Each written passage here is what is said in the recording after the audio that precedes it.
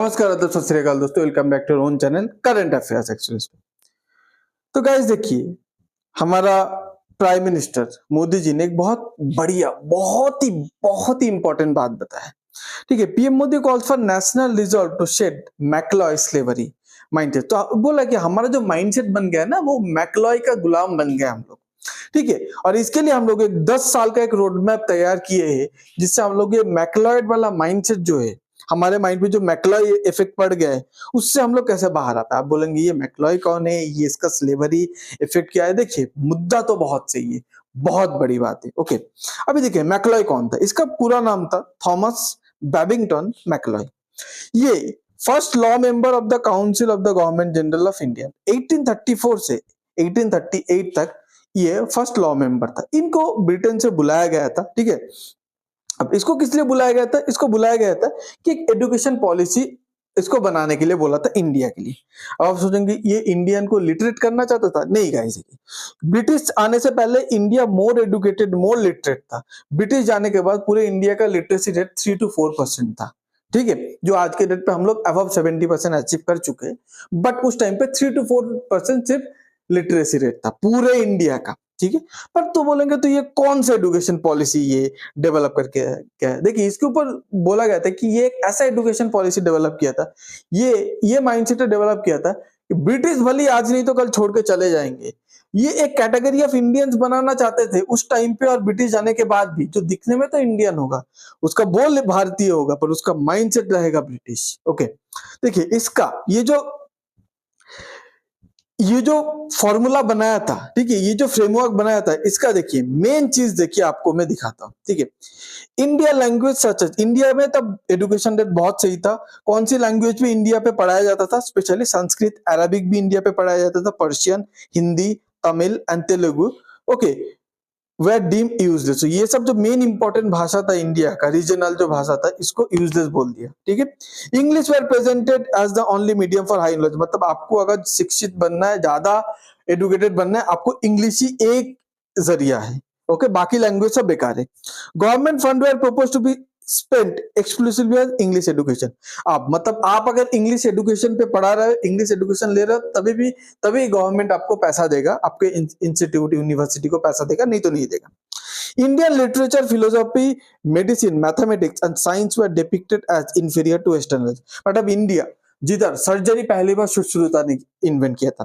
Okay, father of surgery Sushruta को बोला जाता है, जो इंडियन था। अब इंडिया का जो लिटरेचर है, इंडिया का जो फिलोसॉफी था, इंडिया का जो आयुर्वेदिक मेडिसिन था, मैथमेटिक्स था इंडिया का, ठीक है, रामानुजन। ओके, ओके, इंडिया का जो साइंस था, ये सब यूजलेस बता दिया गया। ये बोला कि ये लो क्वालिटी का है।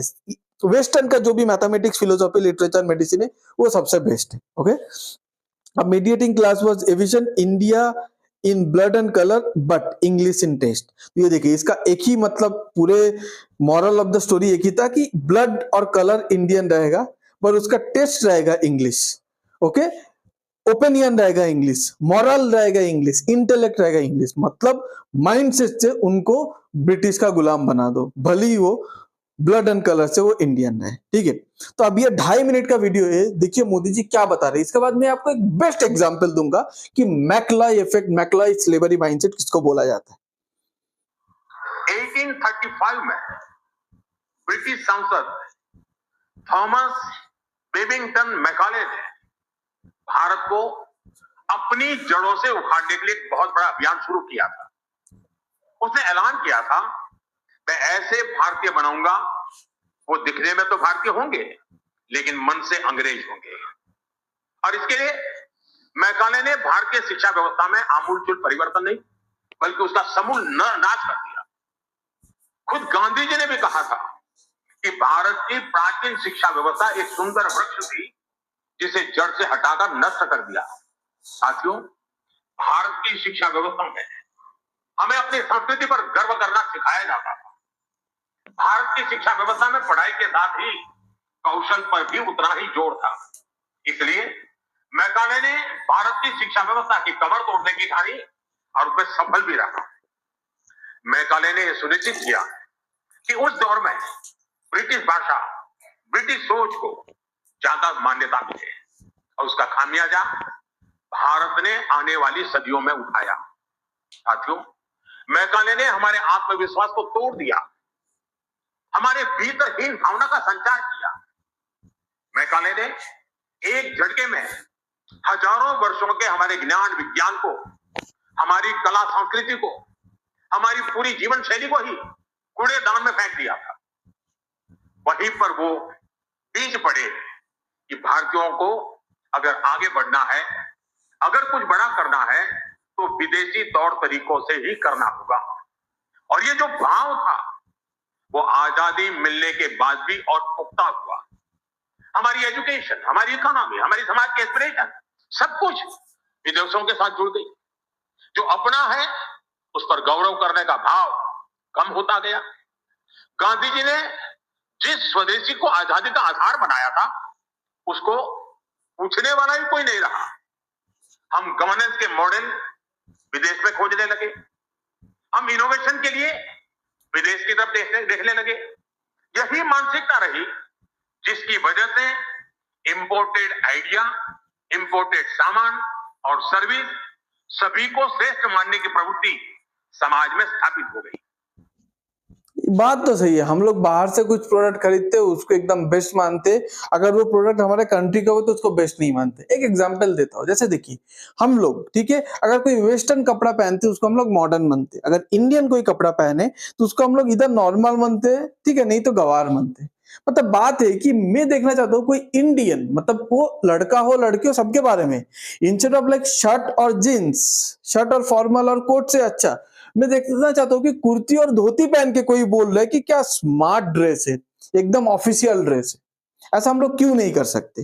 यही माइंडसेट से बाहर आना चाहिए। गाइस इधर मैं एक वीडियो दिखा रहा हूँ, ये है actual Macaulay effect, okay, Macaulay effect, okay, slavery जो भी आप बोलेंगे। इधर क्या है कि एक लड़की ताज पे खाना खाने गई, तो वो ऐसे बैठा है, उसको बैठने की वजह से, मतलब अब देखिए, पहले सुनिए, मैं उसके बाद बताता हूँ आपको। मुझे बहुत ही गुस्सा आया हुआ है कि अभी ताज होटल में है, हाउस ओपनिंग, मेरी बहन आई हुई है आज और उसको लेकर आए हुए हैं यहाँ पे। बहुत मेहनत से पैसा कमाते हैं और उसको सोचे दिवाली में कुछ किए नहीं तो आते हैं और यहाँ पे डिनर देते हैं। और यहाँ पे ताज के मैनेजर ने आकर मुझे बोला कि गेस्ट को प्रॉब्लम है तो मुझसे कि मैं ऐसे बैठी हुई हूँ, इस तरह से बैठी हुई हूँ और ये फाइन डाइनिंग है और जब बहुत रिच लोग आते हैं तो आपको एक तरीके से बैठना चाहिए और क्लोज शूज, क्लोज ये पता नहीं शूज, पता नहीं क्लोज शूज क्या कोल्हापुरी चप्पल पहनती हूँ और पहनती हूँ खुद अपने मेहनत से खरीद के और अपना ये करके यहाँ पे आई हूँ। मगर ऐसे आके कहना कि आप पैर नीचे करके बैठिए तो गलत है और किसी को ऑब्जेक्शन है और प्रॉब्लम है। It shows that we are still reeking of this richness and this culture and this class.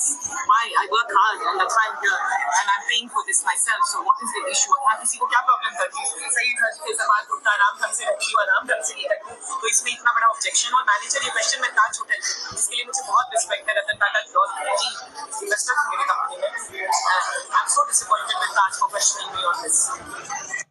एक बात से कि गाइस, ये मतलब लड़की ऐसे बैठी है, उससे मैनेजर को प्रॉब्लम हुआ, मैनेजर आके बताते है फाइन डाइनिंग है, ठीक से बैठी।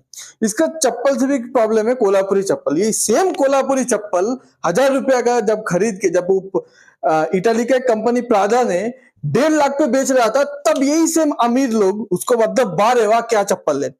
सेकेंड थिंग, मैनेजर आके बोला तो बोला, अब सोचिए एक गेस्ट है, वो कैसा मतलब नीच इंसान है, मतलब गाली निकलते आ रहा है, कैसे चूतिया इंसान है वो।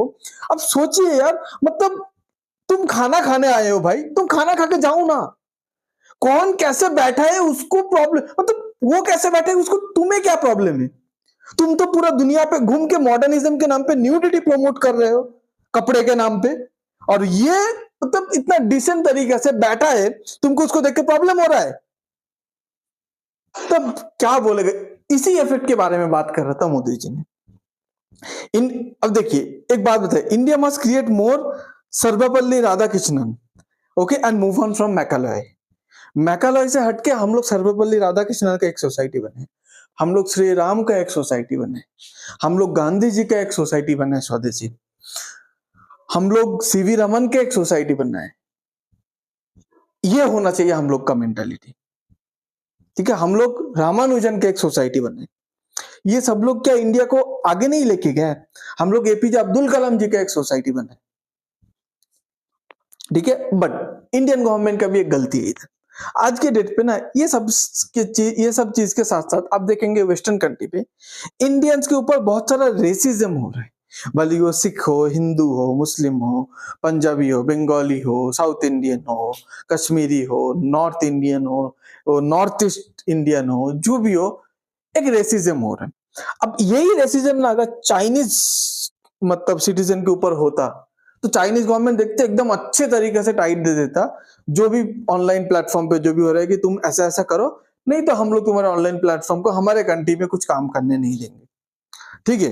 अब बट आज की डेट पे हमारा गवर्नमेंट चुप है, कुछ बोल ही नहीं रहा है, ना उनका गवर्नमेंट को कुछ बोल रहा है, ना ऑनलाइन प्लेटफॉर्म जो ये प्रमोट कर रहे हैं इंडिया के अगेंस्ट पे हेट स्पीच, रेसिज्म, इसको जो प्रमोट कर रहे हैं इसको कुछ बोल रहे हैं। अब गवर्नमेंट तो कुछ कर नहीं रहा है, तो ऑन अ लाइटर नोट मैं बोल रहा हूँ, लाइटर एंड सीरियस नोट, कि हम लोग कुछ करके दिखाते हैं।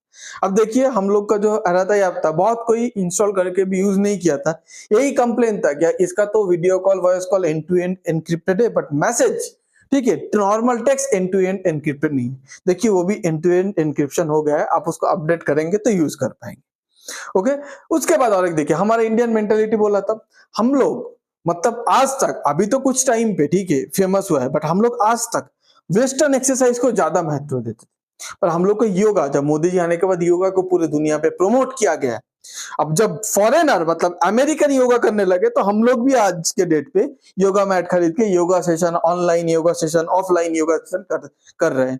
एक बात बताता हूं, 10 साल पहले, 15 साल पहले कौन योगा करता था, मतलब हमारा देश का योगा का हम लोग वैल्यू नहीं दिया, पर जब वही टाइम फॉरेनर योगा करने लगे हमारे लिए योगा सबसे बेस्ट हो गए। यही है मेंटालिटी, ठीक है। हमारा अपना बोला ना कि मोदी जी बताया ना कि बाहर से कुछ प्रोडक्ट आएगा वो बेस्ट है, पर हमारा प्रोडक्ट हम लोग वैल्यू नहीं करते। पर चाइना ये चीज, चाइना भी ऐसा था, पर चाइना आज के डेट पे समझ चुका है स्वदेशी प्रोडक्ट को वैल्यू करना सीखो। इसीलिए चाइना आज के डेट पे एक दुनिया का दूसरे कंपनी का प्रोडक्ट बनाने वाला कंट्री अब खुद अपना कंट्री पे कंपनी बना रहा है और वही कंपनी खुद का प्रोडक्ट बना रहे हैं। इसीलिए इतना innovation, AI, robotics, technology, semiconductor, okay, mobile, car, हर चीज पे चाइना आगे रेस पे भाग रहे, अमेरिका को, अमेरिका की आंखों में आंखें डाल के टक्कर दे रहे हैं। तो यही है, हम लोग को ये माइंडसेट से बाहर आना पड़ेगा गाइस। आप पूरे इन सीन के बारे में क्या सोचते हैं प्लीज कमेंट पे बताइएगा। आपको अगर ये पूरा वीडियो अच्छा लगता है तो please like, share and subscribe. Thanks for being here, your time really matters. God bless you.